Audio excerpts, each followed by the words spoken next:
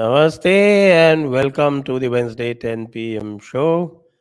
And as always, we have Shri Vibhuti Jha, and today we have got Abhijit Chavda for you. Welcome, Abhijit, and welcome, Vibhuti Ji. And we are Thank going you to so talk much. about geopolitics in general, and especially the centrality of America, the American empire, the American imperialism, as it were.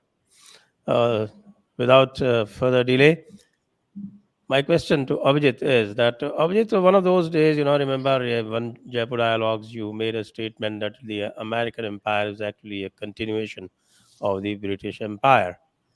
Now, if we have the evidence of the top two people ruling the American Empire, Joe Biden and Kamala Harris, by the looks of it, do you think that this empire is doomed to destroy itself? Yeah, that's a very interesting question. We have two very interesting people who are at the helm of the nation, Mr. Joseph Biden and Miss Kamala Harris. And it's very clear that Mr. Biden is not quite as sharp as he used to be in the past. And the lady Harris is just what she has always been, but they are not clearly not very competent. And social media and the news is ablaze with essentially reports of their various gaffes and the things they're saying and the things they're not saying. So it's very clear that the nation is running itself somehow, but it's clear that these two people are not quite in charge, which lends credence to the often repeated claim of the US having something called a deep state, which is an unelected body corpus of people who essentially run the country. The so-called deep state, you can call it the Pentagon, the CIA, whatever you want to call it. It's something amorphous, it's something quite opaque, we don't know what it is.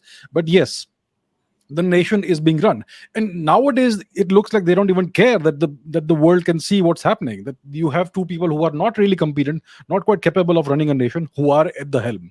So yeah, there does seem to be signs of decline in the US.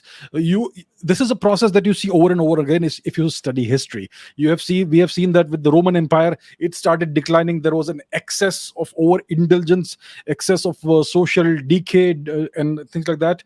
And you had extremely incompetent emperors who would come from time to time, a few years, 3 years, 4 years, and then they would be assassinated or removed from power or whatever. So, and you can see this the same thing happening with the Byzantine Empire, and you see this dynastic cycles in China. So we are witnessing something very similar in the US. The era of the great US presidents, people who were held in respect worldwide, no longer is there. The last great US president was most likely Ronald Reagan. Most likely, that's what I would consider to be the last great US president. So the nation is in decay. It's in decline. Its geopolitical footprint, its military footprint is shrinking to an extent. It is no longer present in Central Asia, in the Indian subcontinent. It left behind a major vacuum in Afghanistan. It no longer has any infrastructure in Central Asia. And once again, in other places also, you can see the decline happening.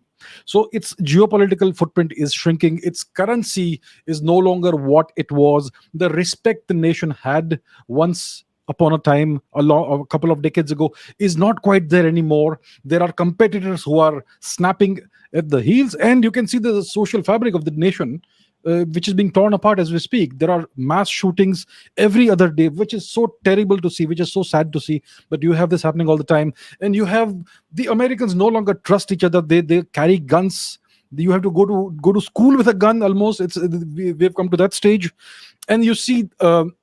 What they call wokeism, which is essentially a stratification of society, and each stratum envies the other and sees the other as the enemy. And that's what's happening in the US today. So we are clearly witnessing an empire in decline. I mean, the US, we have been calling it a superpower for the past 100 years. The term superpower is nothing but a euphemism for empire. In the 20th century, we had two empires, the USSR and the US. The USSR was not an empire that sought global hegemony. It sought hegemony over a certain geographical region. The US sought global hegemony, and they achieved it at the end of the 20th century, by the 1990s. And yet now we have three competing worldviews in the world. Three competing worldviews. One is the US worldview, which is they seek bipolarity. They seek the US to be the major hegemonic power, and they see one bad guy whom they can fight against, and that will justify everything they do. That is number one. Number two is the Chinese vision of a unipolar world. They would like to be the one single superpower. They want to replace and displace the US by 2050 at the very latest. So that's what they seek. And number three, we have a multipolar worldview, which is what India seeks. It's what France seeks, Israel seeks, Russia seeks, etc. So we have these three competing worldviews right now. All three are vying for supremacy, and and as of today, we don't quite know where it's going to go. But clearly, the US power is waning, and that's the signs are visible. So that's what I would say as an introduction. Vibhuti Ji? Yeah, I mean, I agree with that, because there is a sunset on the British Empire. Everything happens. European imperialism is over. We are seeing a rise of new power structures, which is control, dominate, and impress. That's what. So now American power is coming to a close. As the saying goes, welcome to the Biden America, where the inflation has hit 9.1%, which is a 40-year high. I mean, it is hard for me to believe that in 2 years' time, less than 2 years, he has completely upended American strength, which drives itself from economy. He's completely devastated that, and devastated it by doing an action in which America had an absolute supremacy in energy sufficiency. He's completely destroyed that. Who does it? So obviously, the climate change agenda is big on his table, and he's trying to do that. But there is one silver lining for America, and the silver lining for America, Abhijit, is about the fact that yes, there is a decline, but what is in favor of America is the fact that this country is 3 times larger than India, has 1/4 the population, is a very resource-rich country. It's not a one-product country. Very resource-rich country, reasonably great infrastructure in place, and they need people as yet. They need people as yet. So as a result of which, apart from the political imbroglios that are going on between Democrats and Republicans, this country will survive much better than many more countries. This is what my hope is. My belief is that as of now, in my lifetime of remaining 20, 30 years, as the case may be, I'm not seeing America vamoose like the British or other countries that happened, because it still is big. It's still a huge country with a lot of power.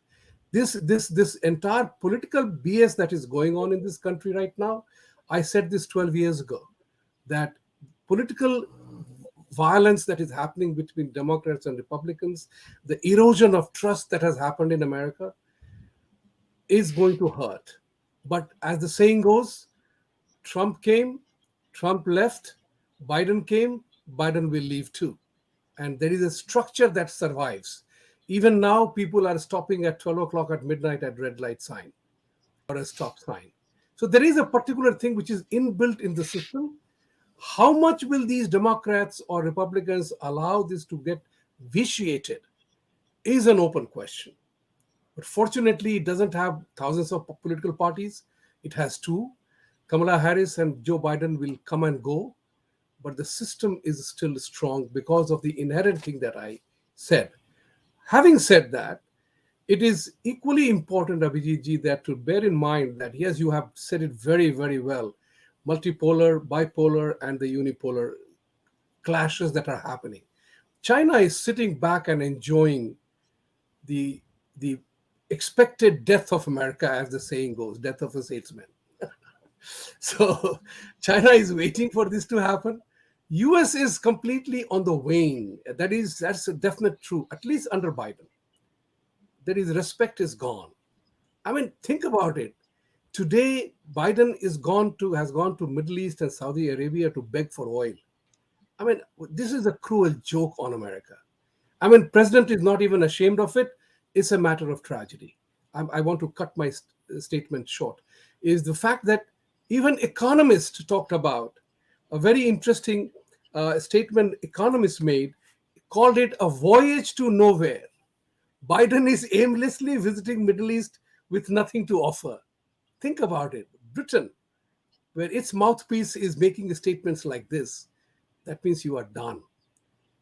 People don't enjoy that trust. And today, European Union countries rejected Israel's claim to sanction or declare certain Hamas organizations as terrorist organizations. So there is something playing on more than meets the eye. And whether Israel has been deemed as an expendable, like India is, deemed as expendable, but rest of the people can decide what the world must be like. But India and Israel can be expendable. We can be harassed. That's my opening statement. Still, there is hope for America. Okay.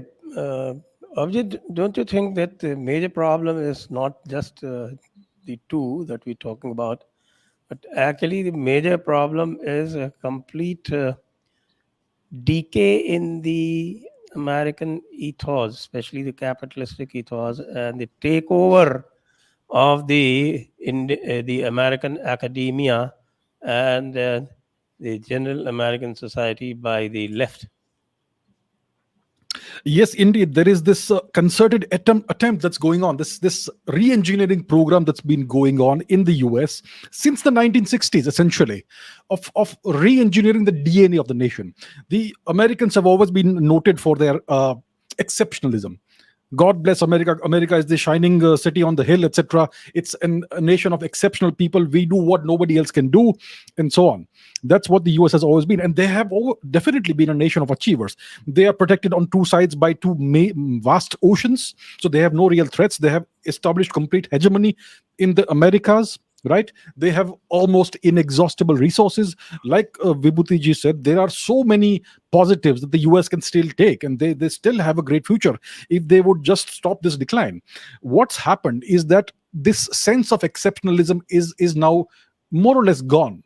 The people no longer see themselves as denizens of a great nation. They kind of denigrate who they are, and now all the truths have come out. I mean, Columbus was not as great as he was. The nation has been built on the genocide of one people and the slavery of another people. There's no doubt about that, and we know what they've been doing throughout the world. They have been engineering coups, and they've been doing all these various regime change operations and whatnot. The Iraq invasion cost at least 1 million lives, men, women, children, and so on. So that's what's happening. The academia has been totally hijacked by certain political forces, essentially, which are hand in glove with the Democratic Party. So we have this soft socialism or even hard socialism, which takes a variety of ever-changing shapes, which is now propounded, which is now taught as gospel truth in the academic system. And we also have the open border at the south. That's what the Biden administration is doing. They have essentially opened up the border, the Texas border, the border with Mexico, and who knows how many immigrants are being brought in. This is what we in India call vote bank politics. That is what they're indulging in. They are rewiring, rechanging the DNA, the entire DNA of the nation. The immigrants who are being brought in wholesale, they don't believe in American values. They don't believe in that. They are bringing in their values, and they want a land of plenty, which they are getting. And the only condition I would expect is that they would vote for a certain political party, which we know which it is. So that is what is being done right now. It's happening as we speak. The entire ethos of the nation is changing. It's being re-engineered. This is social engineering on a 330 million plus scale. That's what's happening, and that is why I fear for this nation. It's not entirely a nation that has had a bad effect on the world. It's ensured global stability since 1945. Europe is a continent which inherently has always been at war with itself. There are so many enmities, ethnic enmities, religious enmities, and these conflicts in Europe. The moment the American hegemony is removed, they're going to go to war with each other. That is guaranteed. And so on. So they have established what they call this rules-based order, which is kind of hypocritical, but because the rules are changed as they please, yeah, okay. But at least there was a strong power in the world that ensured relative peace. As long as you were in their good books or not too much in their bad books, you could expect to have a reasonably okay life. And of course, it is a great magnet for immigrants. Even that is changing now. Now people are wondering in India, where should we go to the US or not? I mean, what's going to happen to our kids? Are they going to end up with green hair and go and whatnot, implants and whatnot? I mean, or hormones, or hormone therapy or something like that.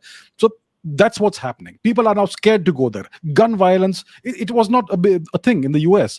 Obesity, I mean, that's what the big corporations have done, right? They're addicting people to sugar, essentially to sugar for profits. and so on. The entire society is decaying, it's crumbling, it's all about money, the never ending pursuit of quarter upon quarter profits. It is sad to see. This is a country I used to admire when I was a kid. I thought it was the greatest country in the world. Sadly, I grew up and now I see the truth. So that's what it is. I do agree with Vibhuti ji. Many of these advantages that the US has, they still remain. If only they would get their act together, they could still ensure another 100 years of Pax Americana. But it doesn't look like that's going to happen.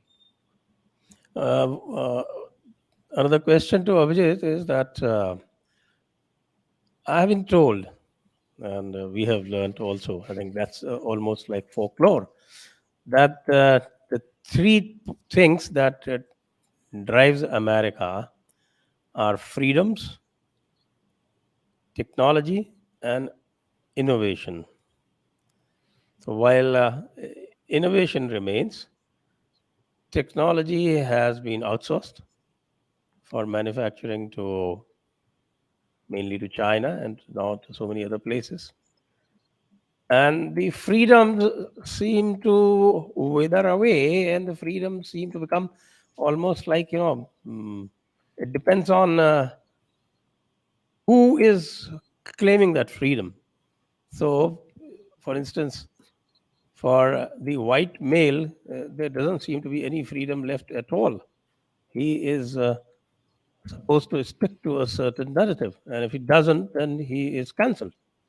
So that is the kind of culture. So, isn't that a sure sign of the Pax Americana going away, not just all of the world, but also within the Americas? Yes, indeed, indeed. So that is the inversion we are witnessing in American society. Right now, as we speak, it's happening in real time. All these years, it was the white man who dominated the country and made whatever happened happen. That's what the white man did. The white man was always the boss. You may have Indian employees, black employees, whatever, but the white man was the boss, and it was his writ that ran. Today, men are cancelled.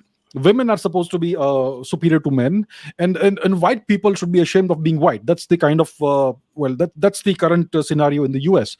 So that's what's happening. So in such a society, a person cannot be expected to rise to their full potential. I mean, if you are expected to be ashamed based on what color your skin is, then that society is never going to produce the kind of meritocracy that you would want a dynamic and prosperous society to, you would expect such a society to have.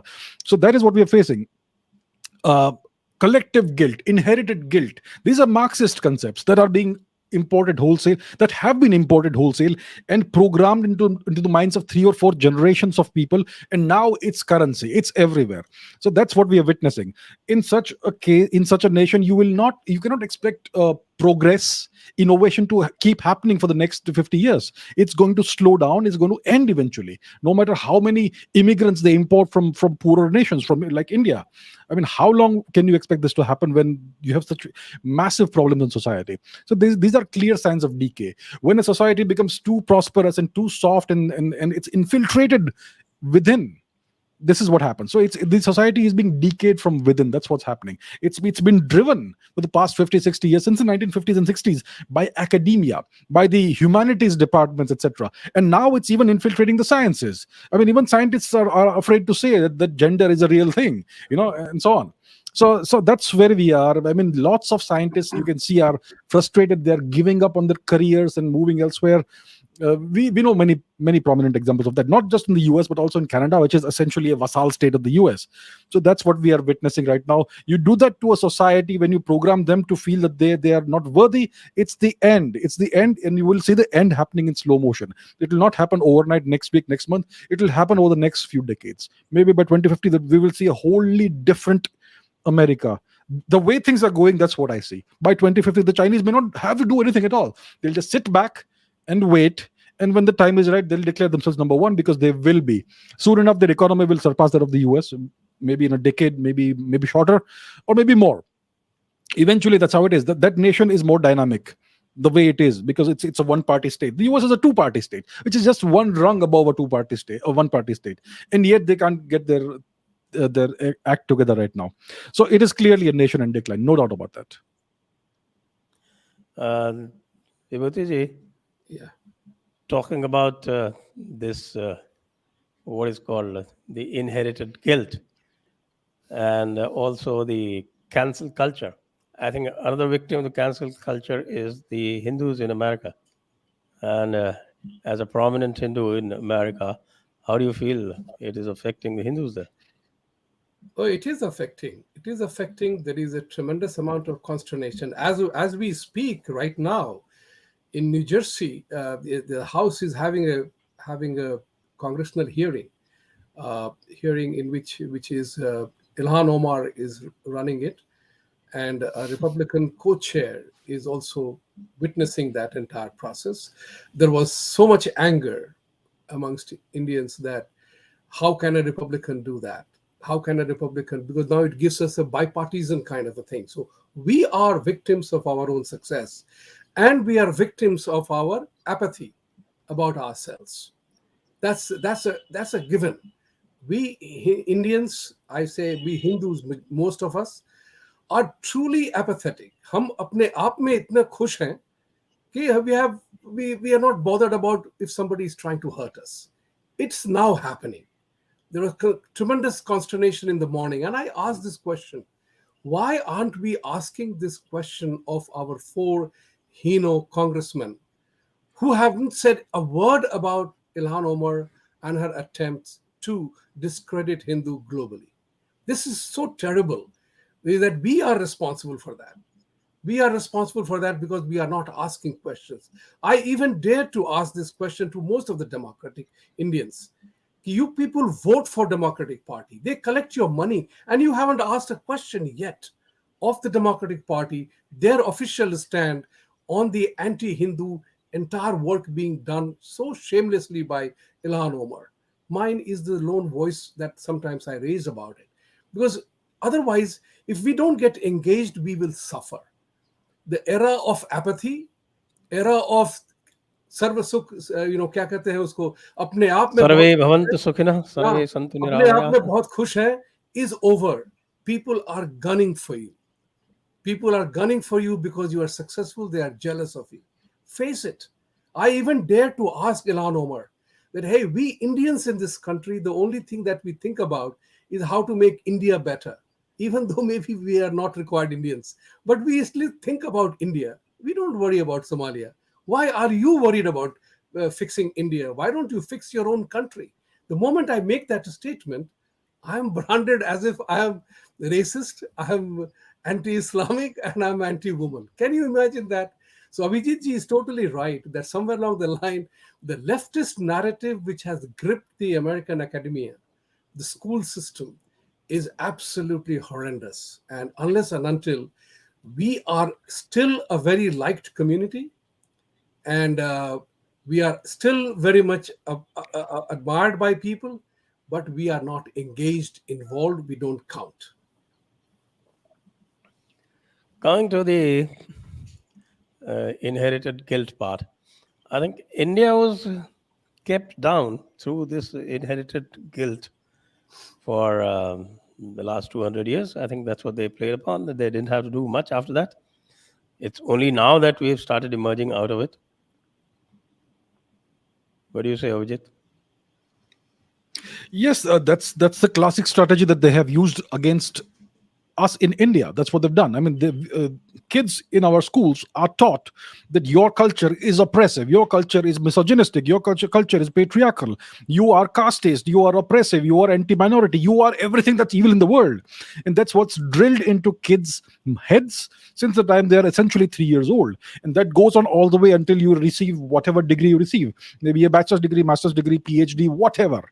And that's what's drilled into you throughout your entire formative stages of your life. And most people simply can't come out of it. They simply cannot see things in a different way once that is done.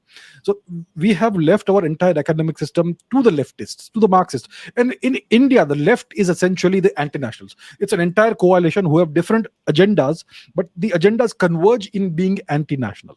So that is the left in India.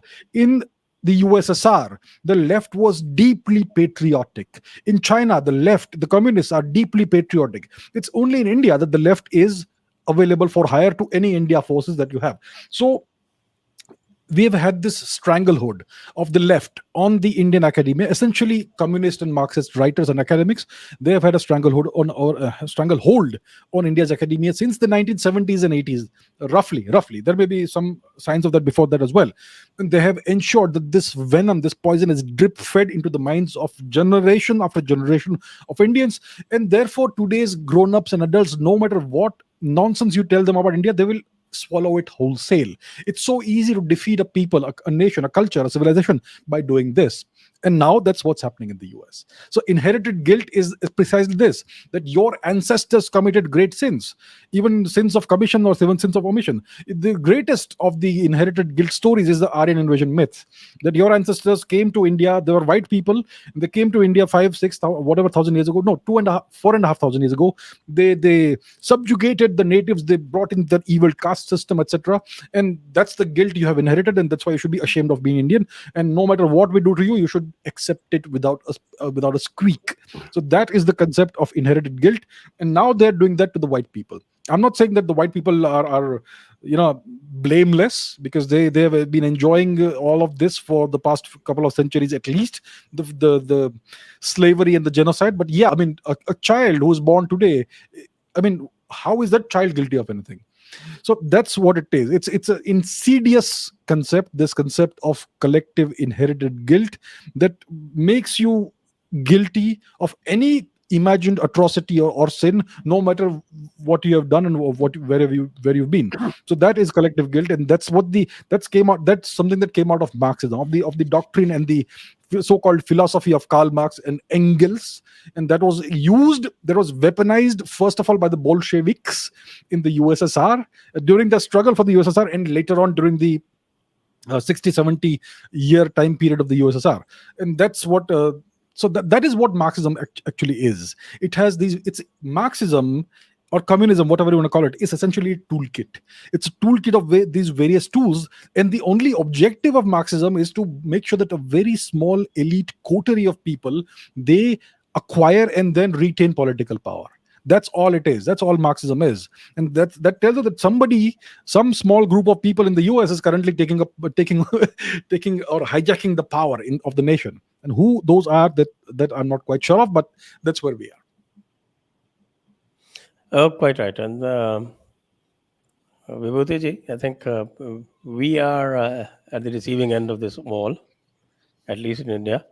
But over there, the postmodernist tropes of intersectionality and what is called automatic fitting in the box, automatic fit, that seems to rule.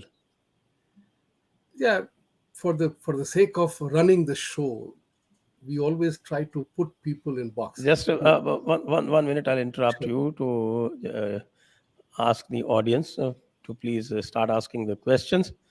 A lot of questions can be asked, and of course, Abhijit is a past master at asking questions. He himself conducts a lot of questions and answer sessions, and you can ask it through the WhatsApp, and you can ask it through the super chat as well. Sorry for the interruption. Not at all. Hey, Uju, what you are talking about, the boxing of the thing, we all like to put our opposition or whoever we want into a box. It's a natural human tendency. Let's define them. So think about it for a moment. This Biden trip to Saudi Arabia is very important. Saudi Arabia MBS was the guy who became suspicious of US intent. You talk about the global decline of power, and this is happening. Abhijit Ji is totally right. We are losing the foot in terms of trying to do too many things. And my favorite phrase is that somewhere along the line, US is playing too many chessboards at the same time. Doesn't realize I2U2 latest is I2U2. It is going to checkmate itself, not knowing that it has already checkmated itself. That is a real threat. So MBS, what is the situation on MBS? This man Biden called him a pariah. This man Biden called him all kinds of names. It's like Rahul Gandhi calling Modi chor hai, maut ka saudagar hai. How will you ever have a conversation if you use these words against someone? Now you are going to get oil. MBS became suspicious of America when President Obama, during the famous Arab Spring, dumped Hosni Mubarak. So if you can do that to a good friend of yours, you can do that to me too. So the Americans have always been known to be fair weather friends. I'm part of the system, and I'm saying this because I know it. In India, when I was a banker, if American Express or American banks went to an Indian client, the normal story was, we must be doing well. The Americans are here to do business with us. And so when that is your impression, that we are so selfish, that's the time it becomes very incumbent upon America to know what you are doing. People now know you. Today, Mr. Bolton has admitted of regime change operations that he has indulged in, right? So when you are now beginning to confess what Abhijit was telling, white man's guilt, well, it's coming to haunt you now. By your own admission, you have said that it is not. He almost exonerated Trump by saying Trump was not smart enough to stage a coup. He was trying to just delay something in that part. So the point of the matter is that when you are trying to play games with others, don't expect others not to know it. That's what is important. And America has to become careful. So now it is guilt washing. हमने वो सब किया, अब जो है हमें बहना है, सहना है. So now your Democratic Party has played another stupid thing, blaming the rich. I ask the question, who comes to America to remain poor? Everybody wants to improve his economic lot. So blaming the rich, now you have all the agitation going on, tax the rich. So Democratic Party has no economic policy. They have economic agenda of doing things for free, collecting money from those who have worked hard to collect it. It is creating a conflict. It is indeed creating a conflict, and the trust factor is missing. This country its operating system was trust. It's gone. Nobody trusts anybody anymore.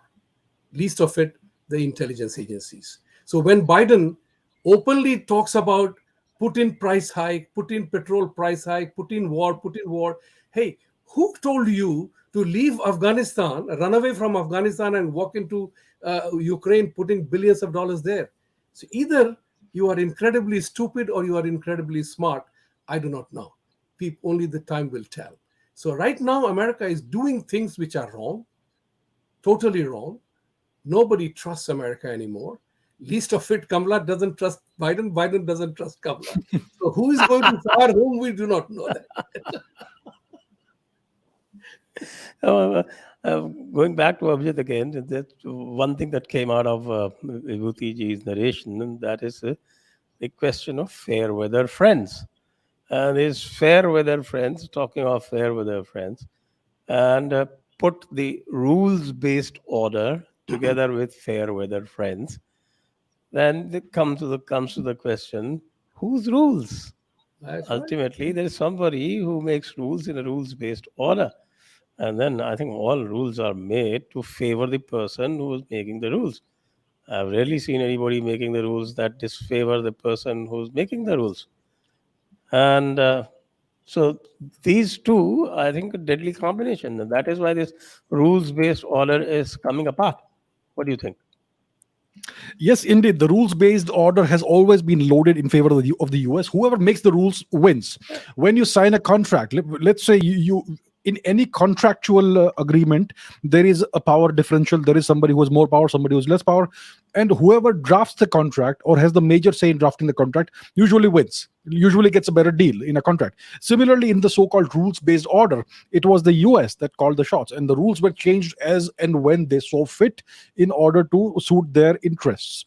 I mean, they would disregard UN resolutions and the United Nations altogether whenever it suited them. And sometimes they would use the UN as a stick to beat other nations with. And they have used so many people and discarded them. One of the interesting examples is Saddam Hussein. He was their guy. He was their creature. They used Saddam as a tool to as a stick to beat Iran with during the Iran-Iraq war in the 1980s. And then they made him feel like it was okay to take over Kuwait. And the moment he did that, they threw him to the dogs and threw him under the bus. It's always been the case. They are fair weather friends. And see, overall, it's always like that. Your interest always comes first. Your national interest must come first. But the US has been egregious in this manner. Even the USSR always put its national interest first, and yet there was a certain amount of trust that people had as to, for instance, the India USSR relationship was essentially a good relationship. It was a time tested relationship. They never ever threw India under the bus, no matter what happened. So there is a certain game that the US plays which is very different from this, and it's something that is inherent to the Anglo-Saxon people. Even the British used to play the same games. They would essentially use and throw nations, and use and throw entire cultures and people.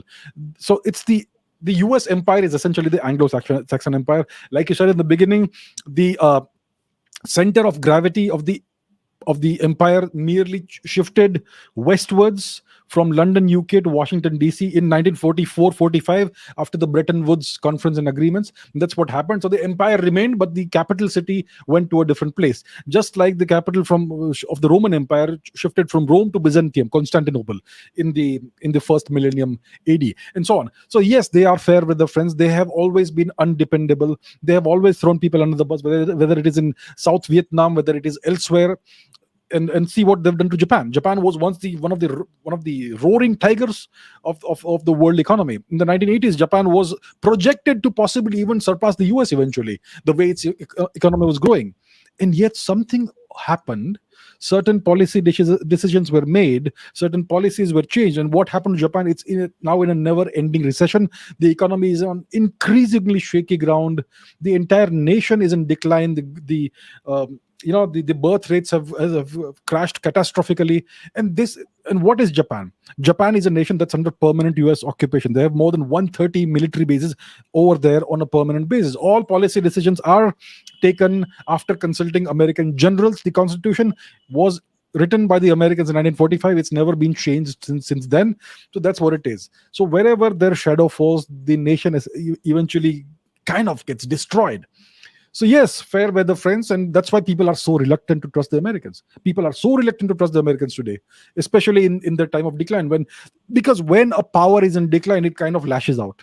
It tries to go and grab whatever it still can and remind people of what it is capable of. So that's why America is a declining power. It's a power that people are really afraid to trust, and it's a more dangerous power as it is declining.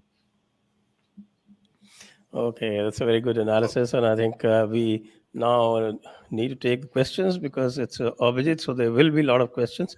So I think it's the right time to go to the questions. And before going to the questions, let me remind everybody to please like this video, to share it around, and also to subscribe to the channel. And don't forget to support us by going to the links given in the description. Saptarnab, isn't the US ruled by sane Republicans without devil/leftist deep state, which could crush wokeness good for Indian interest? If yes, is it possible? Is it for me? Yes. Yeah. Question is always for you. Oh, We are okay. interpreters. Right. So I would say that historically, overall, if you look at the track record, the Republicans have been rather better for India than the Democrats. Typically, it's been that way. Whether you look at the Bush administration, the Obama administration, and so on, the track record has typically been that Republicans, at least since the 90s, have been somewhat better for India. Trump was in a way good for India while he lasted, and so on. So yes, a US ruled by Republicans, where the Republicans are in majority control of the legislative apparatus, etc., and the state apparatus, it would be overall, on balance, somewhat better for the Indian national interest. I don't think that the deep state is leftist or rightist. The deep state has its own agenda, which is a long-term agenda, and it uses these political winds and turmoil to its own benefit. The problem is that the Democrats are trying to re-engineer the entire DNA of the nation. They are bringing in busloads and cartloads of immigrants from the southern border, and if this continues until 24, who knows what the demography of the US eventually could end up becoming like. You do that, you're going to change the entire framework, then make up the ethos of the nation. So it is, in my opinion, becoming more and more unlikely that the Republicans could win, in the coming years. That's what the Democrats are trying to do, to ensure that the Republicans can never ever come back to power. That's what it looks like from afar. I may be wrong, but that's what it looks like to me.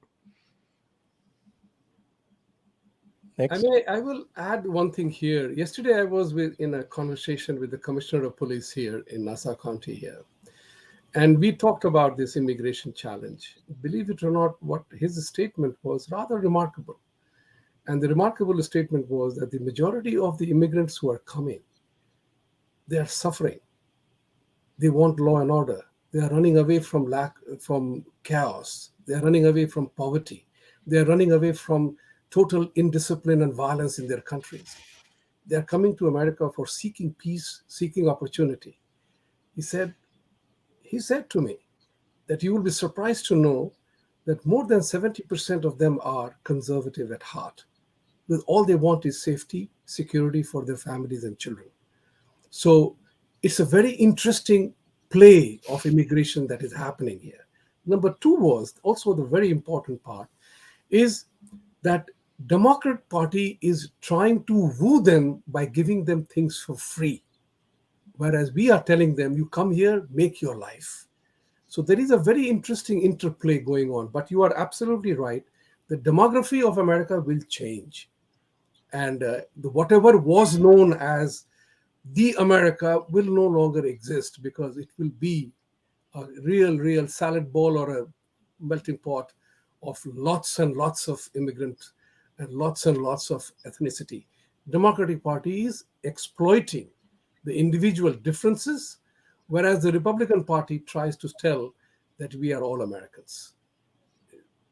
Democratic Party deliberately aggravates the divisive elements in the society. That's why they create issues where transgender or LGBTQ or whatever, they aggravate that issue. Number of children who try to change their gender and they're coming back to the original one is shocking. Is shocking. But these people are still pushing that agenda in a different way. But media doesn't talk about that. Next.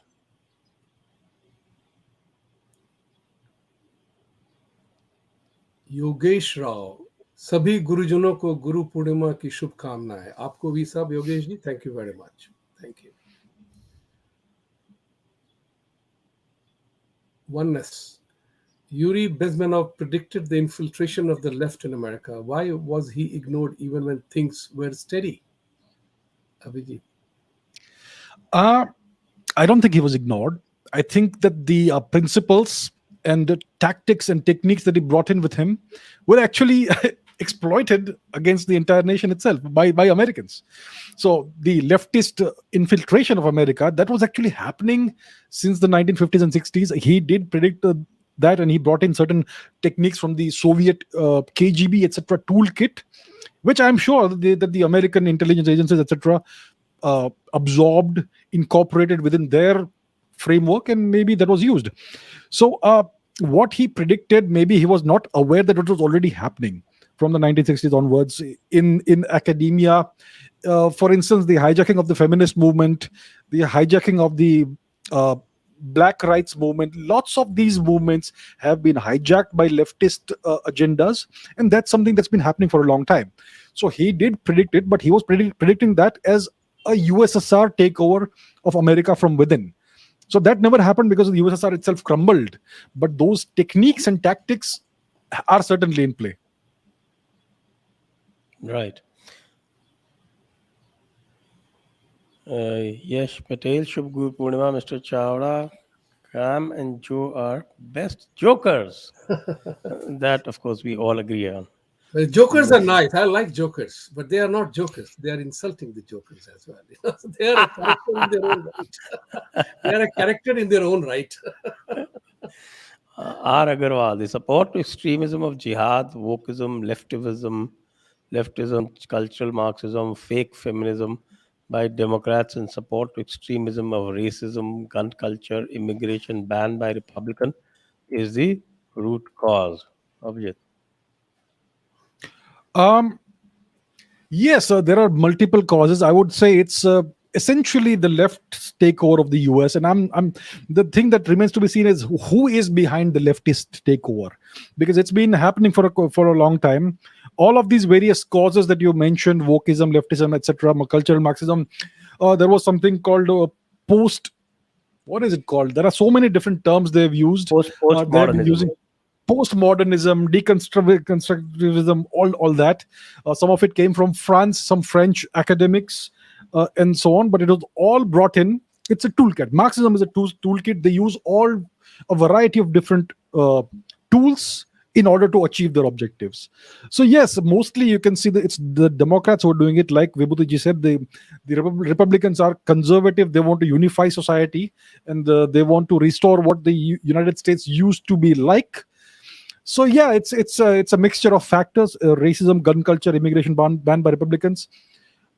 Is that also part of the root causes? I would not be very sure about it. It's the change. It's the engineered change of the American ethos and culture and values that is the root cause of the decline of the US. Racism may possibly be one of the inherent US values. That may actually be the case. White racism, white supremacy.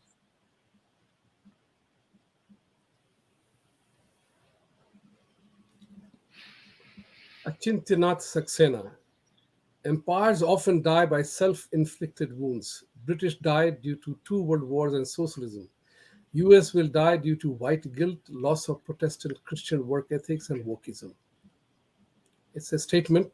Either you agree or you don't agree. Abhijit, your choice. I would say that empires die or decline because of a breakdown of leadership. When the succession goes wrong, that's when empires start declining. Take the case of the Mongol Empire. You had the great Chinggis Khan, the great Shri Chinggis Khan, who founded the Mongol Empire. He was in one in a 5,000 year kind of personality. His successor, his son Ogedei Khan, was also reasonably good. Kublai Khan did a good job, but eventually there was a decline in the quality of leadership, and that led to the eventual decline and dissolution of the Mongol Empire. And that's what you see with any empire. Take the Mauryan Empire or the Kushan Empire or the Rashtrakutas or the Cholas. Eventually there's a decline in the quality of leadership. So when your succession isn't strong enough, when you don't have a set of clear, hard and fast criteria for succession, for who should be your successor, that's when an empire declines. So I would say that there is a crisis of leadership in the US. It's the quality of the leadership that essentially gives you the quality of the empire. And right now the leadership, as we can see, it's visibly terrible, and whatever deep leadership is there, even they are not doing a good job. So that's what I would say.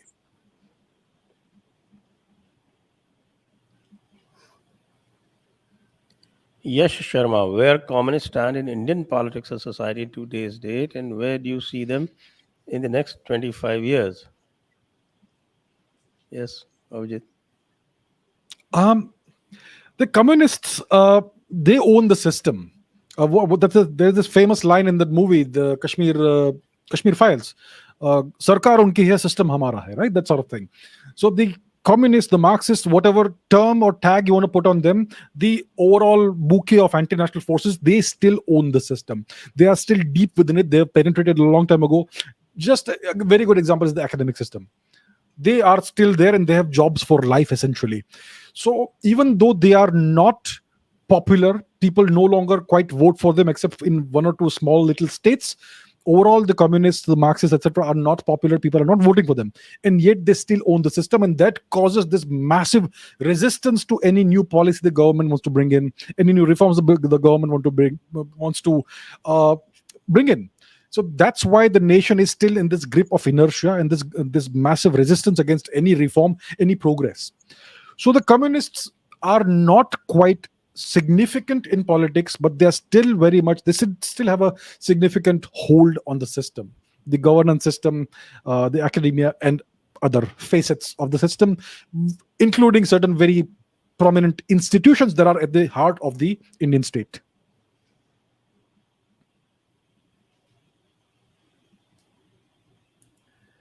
Achintyanath Saxena again. The basic feature of a superpower is to project hard power in different, even alien cultures, and being a hegemon over them. Mongols, Turks, British had it in them. China and India don't. Your thoughts, Abhijit? I would tend to agree with this. My definition of a superpower is very simple and simplistic, but it holds. My definition is that a superpower is a power or a nation that has the ability to intervene militarily in any part of the world at 30 minutes to 60 minutes notice. The Americans have that ability. They have built it over a very long period of time. The Chinese don't have that. The Indians clearly don't have that. So yes, India and China are not superpowers. People consider China to be a superpower. That is incorrect. China is an aspiring superpower. They aspire to replace and displace the US as the sole superpower by maybe 2050 or so. So they are currently engaged in the construction of the machinery of that takeover, and they're hoping that the Americans will essentially die out on their own. But yes, I agree with the statement. The British also had that to some extent. The Americans have it. The Chinese don't have it, and India, as of today, doesn't have it. I will add one thing element here is that leadership, the global leadership, which is important. When countries and people want to be like that, so people want to come to America, people want to be like American. They created their own thing. Everything was of that time. China has not created any aspirational feeling on anywhere in the world to be like Chinese. That's why Chinese will have the toughest time in trying to be a world leader in the authentic sense of the term. That's my take on it. They will remain suspicious, dirty, murky, killer contracts, and imposing their own will. That will take you down sometime, but it will not succeed long enough. My thought. And to add to that, the Americans were able to do that because they own Hollywood, they own the world media, the English speaking media, which Indians consume and the rest of the world consumes. The Chinese don't own that. And that's why they're not able to push their narrative. It's all battle of narratives, It's a actually. battle of narratives, totally. Yes. Next question is to Shri Vibhuti Jha. With due respect, Jhaji, looks like you only watch CNN and Fox. Watch Breaking Points, The Hill, Jimmy Dore, TYT, Ben Shapiro, Tucker on YouTube to know about the US. You don't know about the US. I'm sorry. With due respect to RPG, I don't watch CNN, and there are only select items. My TV viewing is very different than majority of people do. I always look up a news item and I see who is covering the particular news item in what kind of a shade and color, what kind of spin goes on. I don't watch a person or anything. I think I give myself credit to be able to be analytical enough to come to terms with my own thought. So I don't base my opinion on what others say. I like Tucker. I like other people. I do listen to the views on a news.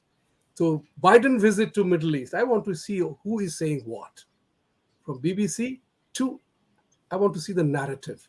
What we talked about, narrative is the key element. Who builds what storytelling in it? And that you and I consume eventually. Thank you. Okay. Nathuram Gandhi. This gender fluidity problem has captured corporates, people mentioning their pronouns on males, not realizing it will lead to end of femininity like masculinity finished. No rights for females, only trans everywhere. This is a problem. Yes, it is indeed a pertinent observation. It's like people are now being pressurized to put their pronouns wherever they go and to identify as God knows what. I think especially children are falling prey to this. I believe in certain parts of the US, more than 20% of the children come out or identify themselves as trans or gay or queer or whatever alphabet soup it is. So yeah, that's happening, and eventually they end up making decisions that are terrible.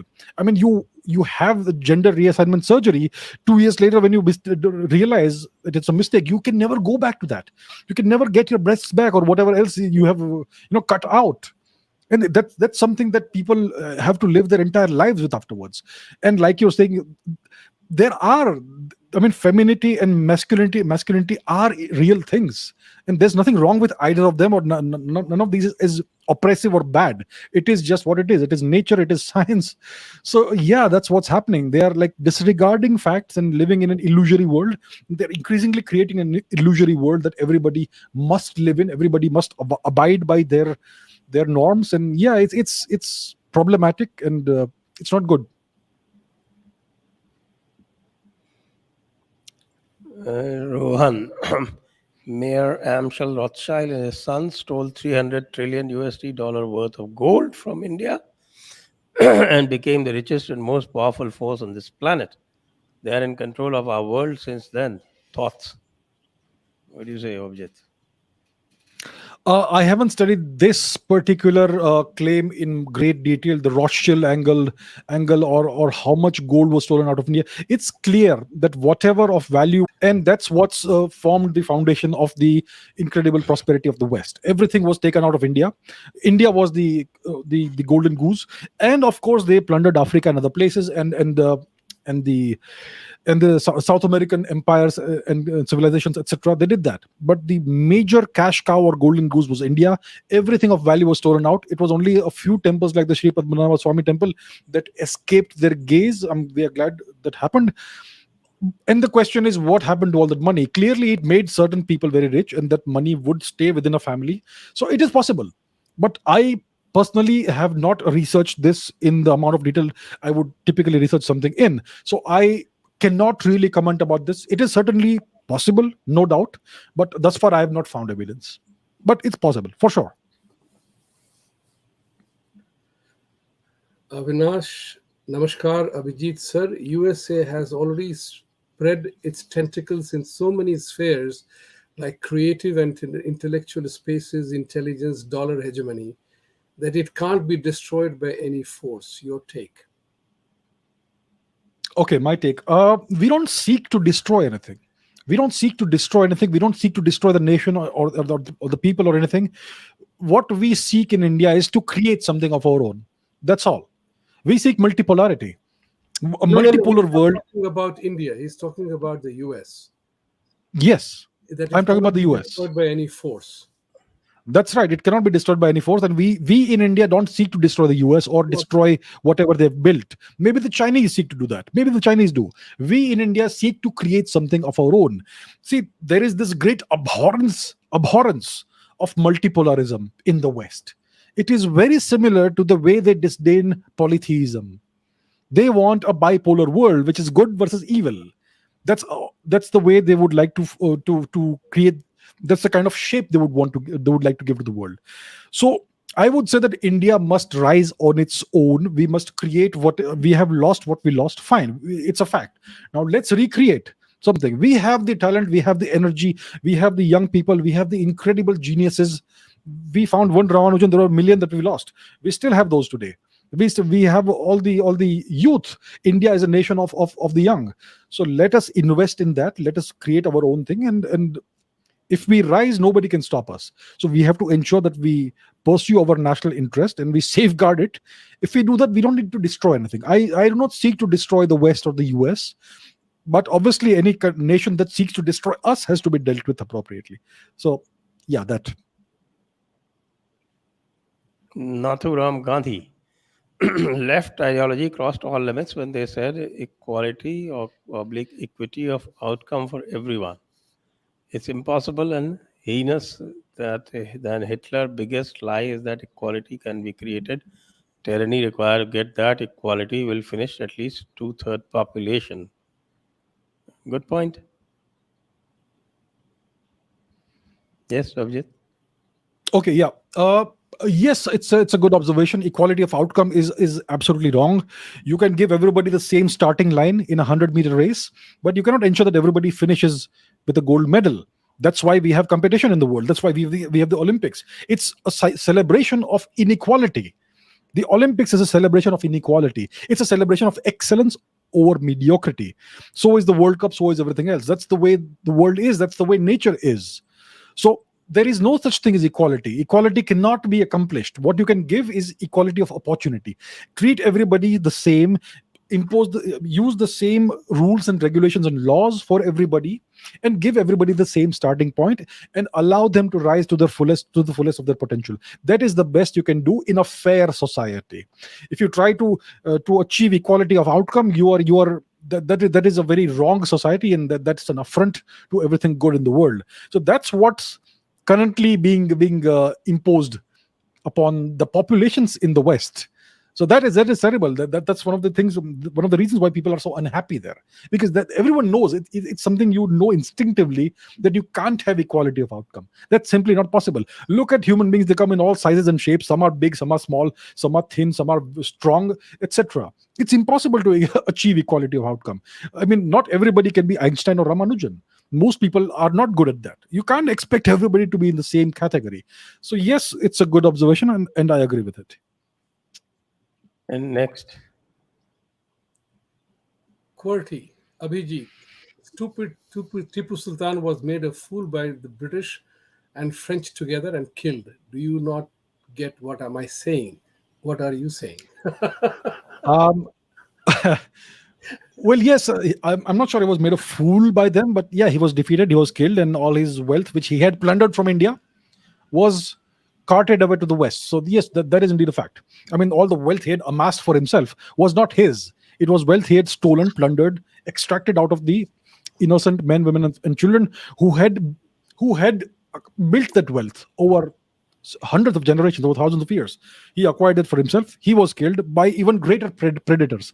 It's like Matsya Nyaya. A small fish will devour a big fish will devour a smaller fish. So Tipu Sultan thought he was big fish, but then you had this bigger fish who came in and devoured him and took away his bounty. So yeah, that's what happened.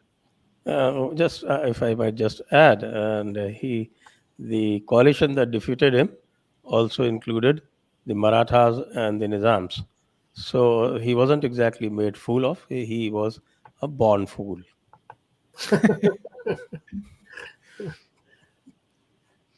Shivam Guru Purnima पर आप सबको नमन आपको धन्यवाद Abhijeet sir since the Islamist or Islamic nations are very lightening now you see the decay of it from within and if yes how soon we can expect it without state can Islam survive a day.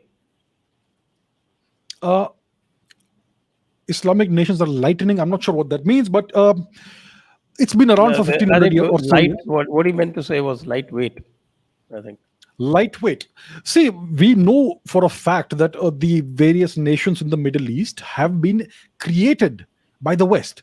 We had the Hijaz and if you look at the House of Saud, they were brought to power by the British, under the great auspices of T.E. Lawrence of Arabia.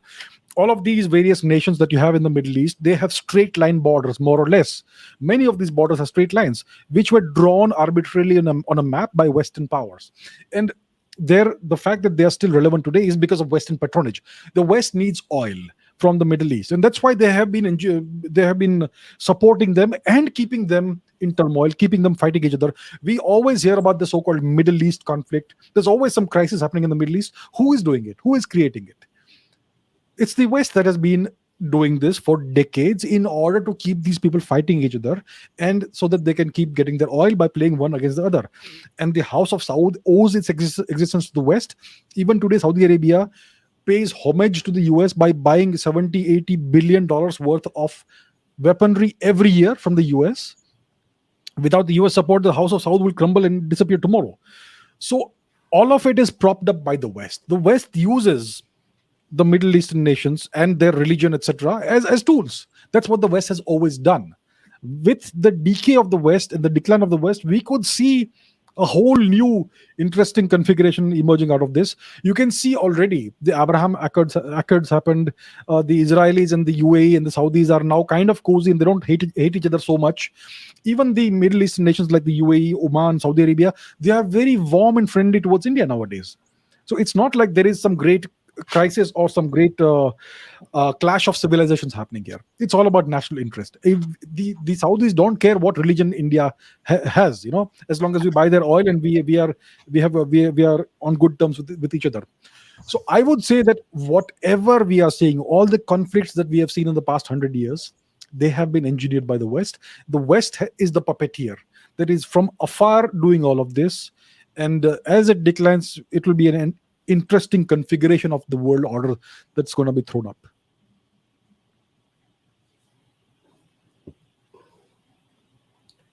Oneness. AC, I suppose it is not ACDC, it is Abhijit Chavda. The Soviets surreptitiously got the words secular and socialist inserted to make it easy for left infiltration into the Indian psyche. Why are we still pussyfooting upon this crap like the Yanks? Can we not have it ejected? I suppose we could have it rejected. There's a whole procedure that goes into changing any part of the constitution. I mean, that's a whole lengthy procedure. You need a super majority, two-thirds majority, and it's a lengthy process. And of course, like I said, the left still has a significant stranglehold on Indian polity, on the bureaucracy, on various institutions. I mean, certain institutions won't let certain things happen. Even if you change the constitution legally, they will throw it out. That sort of thing is still there in India. That's why it's so difficult to even change a couple of words. The thing I would say is that stop believing in it and stop living secular and socialist lives. That's it. That's what I would say. Eventually, whenever this is taken care of, it will be taken care of in due course of time. As India rises, it will become easier. India needs to reach the $5 trillion and $10 trillion mark. Once it does that, it will be able to do things which it can't do today because of foreign interference. So all we need to see right now, we all need to get together, work as hard as we can, and make India rise. Once that happens, all of these things will fall on the wayside. Shankar Kumar Chatterjee, how do you see the US decline affect Asia? Are we heading for a two-front war with China and a bankrupt Pakistan taking a last-ditch measure to remain united? Should I take it? Yes. I would certainly see a significant effect on Asia when it comes to the US decline. There are many nations that are beholden to the US that are essentially protectorates or colonies or vassal states of the US. One is Singapore. Without the US, Singapore can't exist. Without the US, Japan will be a whole different nation, and so on and so forth. But the US hasn't had an entirely bad effect on Asia. It's what's counterbalancing China, and now they need India's help for it. So let's say there is the fabled US decline that happens. Are we heading for a two-front war with China and Pakistan? I don't think we are heading for a war with China. Pakistan is nothing but a proxy, so Pakistan need not be spoken about. If the Chinese certainly don't wish India well. The only nation they fear, apart from the US, is India, because they know what India's potential is. India is the only power that can conceivably counterbalance China. Will the Chinese want to fight India and maybe involve Pakistan in that? I don't think so. The Chinese are an extremely risk-averse people. We think of the Chinese as great superstars and so superpower, but they're not so. You look at their history, the only wars they've fought successfully are the wars they fought amongst themselves against each other. Sun Tzu, the great strategist, whom did he fight? He fought his fellow Chinese. And there's this very, this saying, that if you want to conquer China, all you need is 3 guys on horseback. That's typically what it takes to conquer China. The Chinese fight well when they invade other nations. You invade them, they're going to fall back. So I don't see the Chinese invading India. The Chinese are very risk-averse. They know what can happen if they cross certain red lines of India's. So I am pretty optimistic there will not be any major conflict between India and China. Yes, there will be all these border issues, border tensions. We saw an escalation of that in the Doklam crisis, etc. But I don't think it will cross a certain limit. The Chinese prefer to do things in a different way.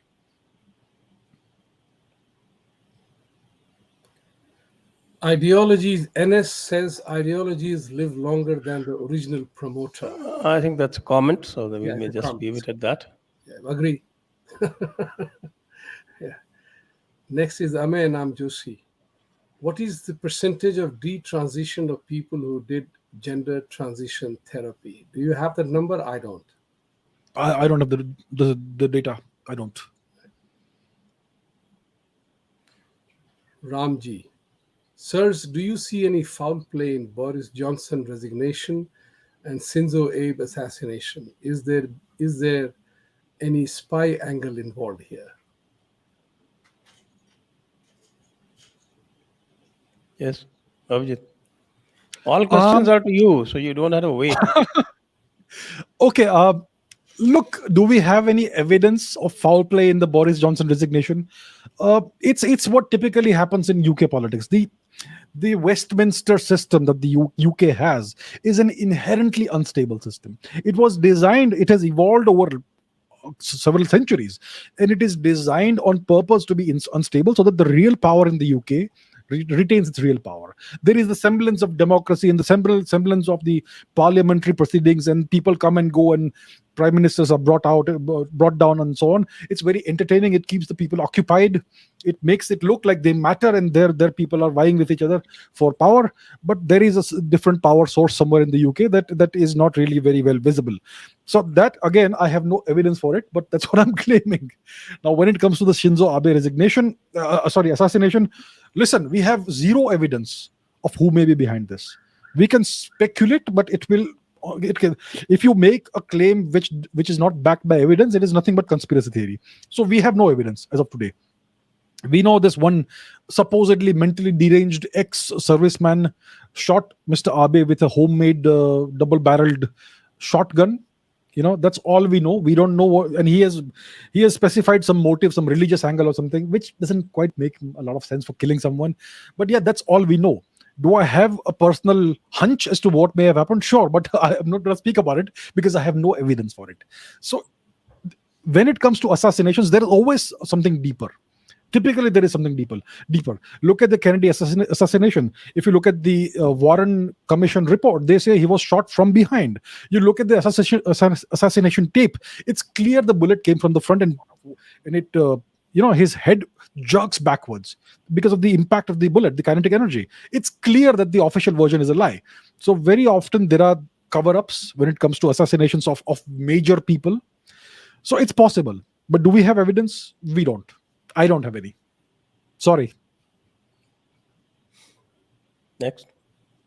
Saroj Kant Tiwari, do you think Zubair was planted by CIA in India after 2012, since Germany Foreign Secretary took stand for him? And we know Germany is controlled by US, so indirectly US is trying to save. Well, till now, this is only a conspiracy theory till we have evidence. So that's again not a question where we have evidence. Avinash Abhijit Ji, the immense irony is that US isn't even a signatory to the UN clause, United Nations Convention on the Laws of the Sea. This means they appoint themselves as the defender of a treaty when they themselves refuse to be even a party to it. The beautiful rules-based order. And of course, China loses the case and doesn't abide by it. Indeed, a very, very good observation. Yes. Prashant, is USA behind in giving Modi all awards from Muslim nation, whether it is Arab or UAE, to lure in to make fellow American narrative? In this case, I think the US is not behind it. Yeah. Even these Muslim I nations. have an idea who is behind it. Sure, go ahead. Is the Desi James Bond? Okay, well, I don't know about that. I think it's not the US that's orchestrating this. I think there is a significant convergence of national interest when it comes to India and various Gulf nations. There is a significant convergence, long-term convergence of national interest, which is why these honors are being awarded, so that there is a closeness and warmth and all those things. That is my perspective. There could be something else, but that's something I'm not privy to, if there is any. Aditya Singh, Vijit Sanjua. Well, that's a new name for me. Thank you. And Vibhuti, how are your views on Sarkar Unki hai to kya ecosystem to hamara hai? What does ecosystem mean in this dialogue from the Kashmir Files movie? Well, it's for the communists. That's what Abhijit already said. He said that in his narration. Next. Iblis, the shaitan. Do you think wokeism can eventually have a vice grip on India like it has on the West? That's a good question, and there is a significant danger of that happening because of the stranglehold of the left on the Indian academia. The easiest way to influence children is through the people whom they are supposed to respect and obey, which is their teachers, their professors. So we in India are taught that our teachers, our professors are our gurus, which is not quite true, but that's what we are taught, and that's why children, they believe everything the teachers tell them. And because the academic system is controlled by the left, it's very possible that they will try to progressively do a staged deployment of woke principles into Indian minds, in the Indian psyche. We can see certain signs of that happening. So this is a real danger. I agree, it is a danger, and something steps need to be taken and at the appropriate levels to combat this. Oneness is asking to you, Abhijit. Leftism has survived irrespective of the fall of USSR, and now China piggybacked upon the left academia, which is feeding leftism. Comments. Right, leftism. What do you mean by leftism? Leftism, I suppose, is Marxism, communism, that entire bouquet of ideas. Yes, it has survived because it is so useful. It is so incredibly useful. Imagine this: what the Marxist philosophy or worldview says is that capitalism must be destroyed. The bourgeoisie, whatever it is the oppressive force in every country. Every country has this strata: bourgeoisie, proletariat, the lumpen elements, and so on and so forth. The lumpen proletariat and so on. The bourgeoisie must be destroyed. The capitalist must be destroyed. And how do you do that? How do you emancipate your nation? You do it by indulging in a communist revolution. There needs to be a revolution, which means violence. They want violence. Now, who's going to lead the revolution? Marxism doesn't specify who leads this revolution. And typically, in a violent revolution, the most violent elements of society will come to the fore.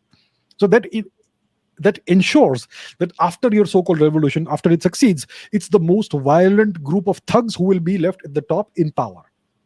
Secondly, Marxism doesn't tell you what does a post-revolution society need to function. How does it need to function? Is it supposed to be a democratic society? They call it the dictatorship of the proletariat, which again is a very attractive term to people who have this despotic nature and tendencies. So what this tells you is that Marxism attracts the worst of the lot.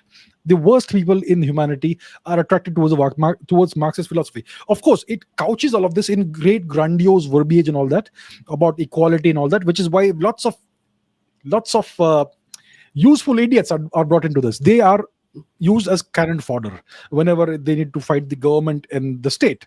They use these useful idiots are used as cannon fodder. That's typically your school students, university students who are crazy about equality and Marxism. They read various the Communist Manifesto, and so on.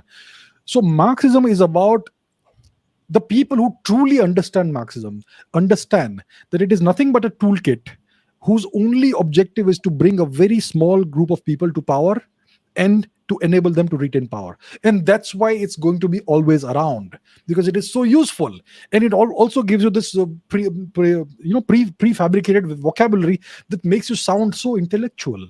All this, this terminology, the proletariat, and so on. That's what. it makes you sound like you've got everything figured out.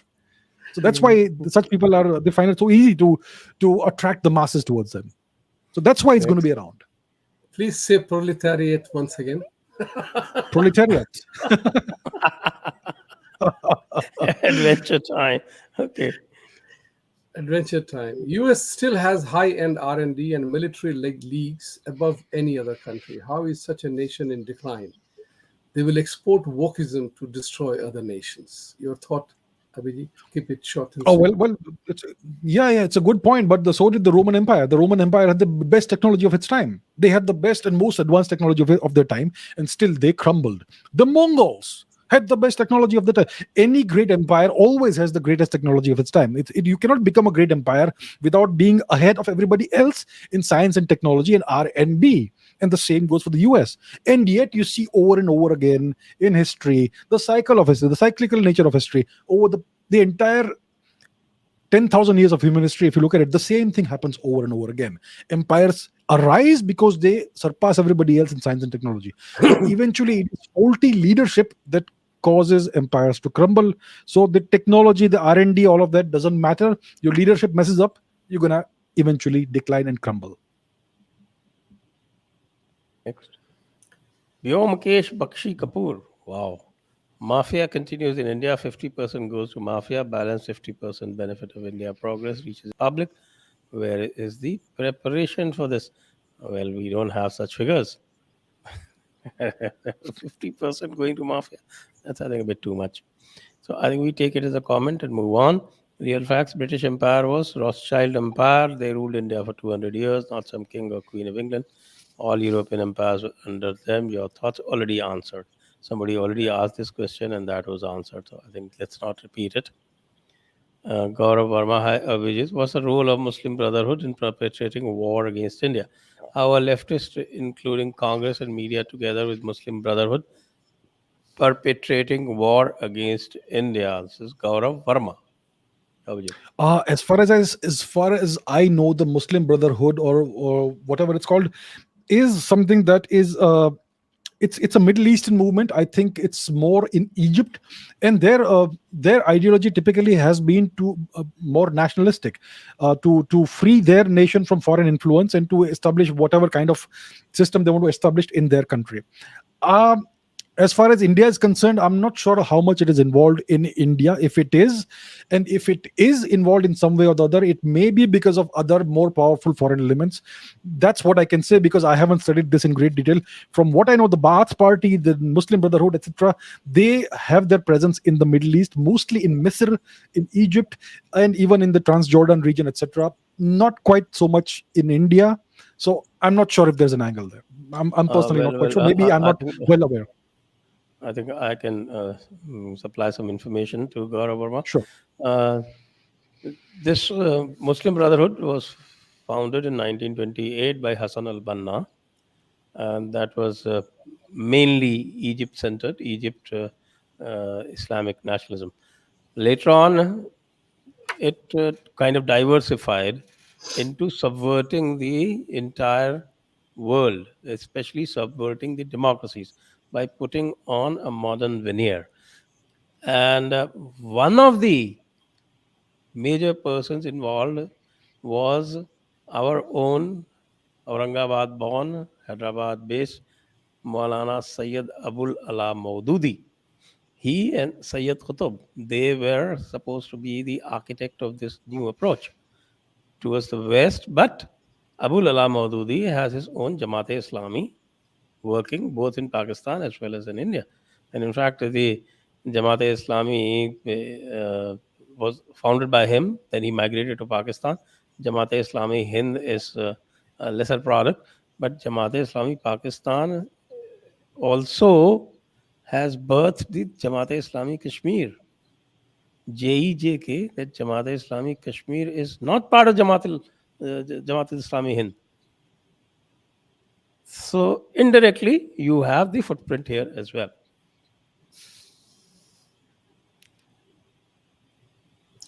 Yadvinder Singh Saini. Is American media preparing atrocity literature on India at the behest of US State Department for a future US-supported color revolution in India?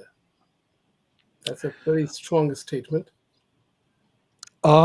The atrocity literature angle that you speak about is very much a fact. They have been doing this for a very long time, including the UK.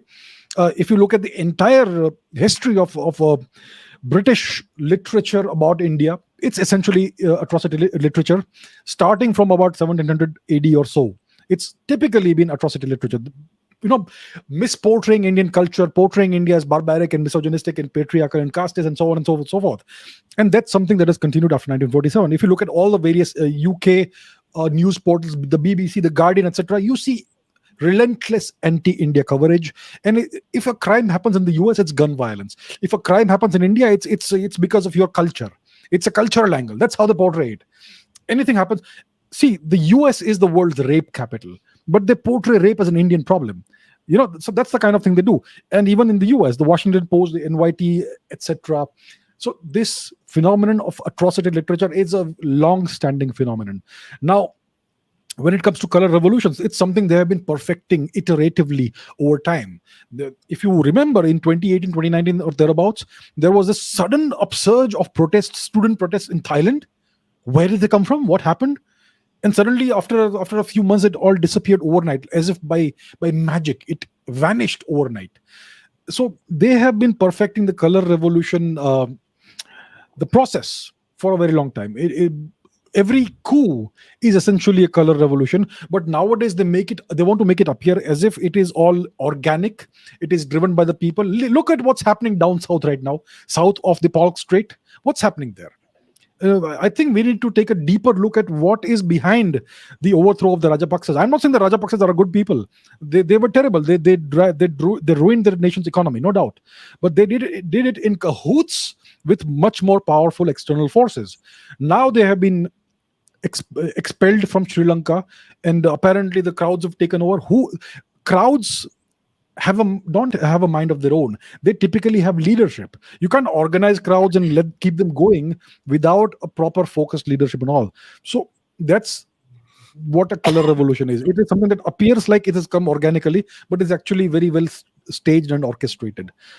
And if you look at various protests that have happened in India in the past 2-3 years, whether it is in certain northern parts of India, etc., when President Trump visited India, what happened and what happened on other occasions, it looks like they are trying to rehearse a possible future color revolution. It looks like that, and wherever that lady Vicky Nuland goes, something wrong happens, and she we know that she was behind the Maidan color revolution in Ukraine, which was entirely orchestrated and funded and done by the US. So yeah, this is something India needs to be very conscious about. One of the most disgusting one is that the narrative being built in the US of a supposed impending minority attack coming, genocide coming on minority. That narrative is being built for that. So it's not out of place, very likely. Next, please.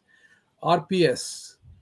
Communists and liberals also suppress white community in US and Canada. Does it make sense for Hindutva to align with white nationalists? Allying with various questionable forces is never a good idea. I think India is on its own. India doesn't really have any allies. We have certain nations and powers with whom we have a convergence of national interest. We should work with all of them together, regardless of what is the color of their skin. We should work with the people of Africa, nations in Africa, nations in Eastern Asia. If required, we can also work with China wherever we have a convergence of national interest, and so on. I would not recommend aligning with white nationalists, because at the end of the day, white supremacy is about hating anybody who has a different color of skin. So that's, in my opinion, not a good idea for India.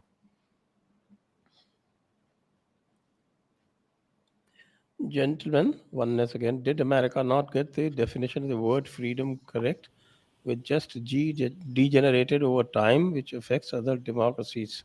Comments. I think this is a truism.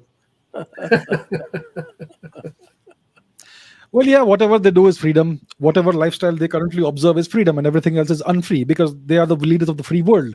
It's a subjective term which has no real definition. So, yeah, I agree that this comment is indeed pertinent. Okay, next is Mahesh Sarnayak. Guru Purnima Shubhecha. Thank you, Mahesh ji. Dhanyavad. Once again, gentlemen, could it be concluded that America's recovery and finding itself lies in the complete works of Swami Vivekananda? No, that's an astounding claim.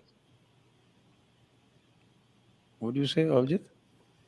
I would say that for a nation to recover and find its true path, I am not somebody who's an expert in the writings and the works of Swami Vivekananda ji, so I cannot comment about that. But for a nation to recover and find its true alignment, etc., I would recommend that they study and follow the principles of Acharya Vishnugupta Chanakya. Quite right. And I can, because I have studied the works of Swami Vivekananda. There isn't a shadow of what he told the world in the American system. But think about it like this: the entire pursuit of life, liberty, and happiness is nothing else but Sanatana Dharma. Well, that's one part of it. Yes. We can discuss Chanakya some other day. That's right, we will. And I have a resource on Chanakya. Yes. Naman Kandapal, Pranam VJG, ACG, SDG. Have Democrats doomed dollar by weaponizing it against Russia? Will world be moving away from it, with US and Chinese banking both collapsing simultaneously? Thoughts? I would say that the dooming of the dollar, if it has ever happened, was when they first of all decoupled it from the gold standard, firstly, and secondly, when they attached it to the price of oil, petroleum, the petrodollar. So then the dollar's price will fluctuate as per the demand of oil and so on. That's why Biden is so interested in wooing the Middle East after all his gaffes, that all the things that he said about Mr. MBS and so on. So I would say that it's not about weaponizing it against Russia. They tried to undermine the Russian currency, the ruble. It failed spectacularly. The Russian ruble is currently the best performing currency in the world because they attached it to the gold standard, to the price of gold, and secondly because they are demanding payments for everything in rubles. And so that's why the Russians have, I think, they have anticipated this very well, and they have done a great job. Um, the dollar is valuable because of its global hegemony. It's essentially typically all petroleum transactions, oil transactions have historically been done only in US dollars. That's the stranglehold it has always enjoyed. Now what's happening is that there are payments that are being done in Chinese yuan, even in rubles, even in rupees, and maybe even in the euro. The euro is essentially, well, a captive currency of the Americans, so it's fine. But Yeah, because the world now is euro and dollar are at par today. Part today. they're at par, yes. Yeah. So I think the dooming of the dollar has the process began when they decoupled it from the price of price of gold, and secondly when they attached it so much to the price of oil. Eventually, the US dollar is nothing but paper money. It's a promise, and if the force or the power or the empire that gives you this promise cannot be relied upon, that's what will doom the dollar. That may be not very far away. Next. Right. अनुपम वार्षे पिछले Go ahead. Sorry पिछले 2 वर्षों में Europe, America एवं 70 वर्षों में चीन ने सफलता प्राप्त की, उसमें उनकी अप्रोच बहुत रूथलेस रही है। क्या भारतीय लोगों में वो बात है कि वे इस प्रकार की सफलता प्राप्त कर सकें? जी बिल्कुल है, क्यों नहीं है। हमारा इतिहास देखिए आप। वी हैव हमारे बहुत सारे ऐसे लीडर्स, रूलर्स रहे हैं जो बहुत ही रूथलेस थे। Let me give you an example. The great emperor Samudragupta. Samudragupta came to power as emperor at a reasonably young age, and his entire career as emperor was an extended military campaign. He was absolutely ruthless. We have had people like the Cholas who conquered the entirety of Southeast Asia up to the Philippines. We've had the Lalitaditya Muktapida who conquered significant portions of Central Asia. We have always had this quality of ruthlessness. We have kind of forgotten it because of the events of the past 1,000 years. It's time to rediscover it. We have reasonably good leadership now, and we have a very, very vibrant and energetic population. I think we have all the ingredients needed for us to reclaim our rightful place on the global stage. Dr. Harshit Goyal. Hey Abhijit, sir, big fan. My question is why there is so much Hindu phobia in so-called intellectuals and leftists worldwide. Hinduism, what we call Hinduism now, Sanatana Dharma, is a threat to them because it is the one true old culture or a manifestation of the old culture that's left behind. Everything else has died. And they want a bipolar world, good versus evil, what they portray as good versus what they portray as evil. And Dharma is very different from that. Dharma is polytheism. Dharma is like multipolarity, and that is a threat to them. And they want to, and the key to conquering India from inside is to stamp out Hinduism. So that's why there is this concerted campaign against Hinduism that's been going on for such a long time. It is the one remaining barrier that they need to conquer, and they will own the whole world. Very well said. Shrikant. China in long term will fall, and we will see a decline of its growth due to shortcomings of communism. See, one could see a decline in the Chinese nation and the Chinese empire, so to say, only if their economic and monetary policies are bad. China is not a communist nation. Communism is just a tag that place on top of themselves to make themselves look like they believe in equality and all that. China is an out and out capitalist nation, but even more than that, they are an imperialist power. China is an imperialist power, and it's an hegemonic expansionist power. That's what China truly is. The Chinese Communist Party is nothing but a new dynasty. It's nothing but a new dynasty. It's a new dynastic cycle that we're witnessing in China. So will China decline? They will decline if their economy suffers because of bad decision making, and secondly, if the succession goes wrong and you have weak leaders who come in after Mr. Xi Jinping. So these are the two possible scenarios in which China could decline. Oneness, gentlemen, possibly more than China. The US is the bigger exporter of leftism than any country. Yes, I think that's we have all agreed on that. In fact, China doesn't export any leftism at all, especially to the democracies, and that is wokeism, the American version. Comments. I think we already all of us have agreed to you Yes. already. Right. This was like AC, that is Abhijit Chavda. What explains the evil nexus between Islam and the communists? Is it only the authoritarian aspect or something else which attracts each other? See, communism or Marxism, it is an ideology. It is a toolkit that seeks to absorb other movements into its fold and then to weaponize it.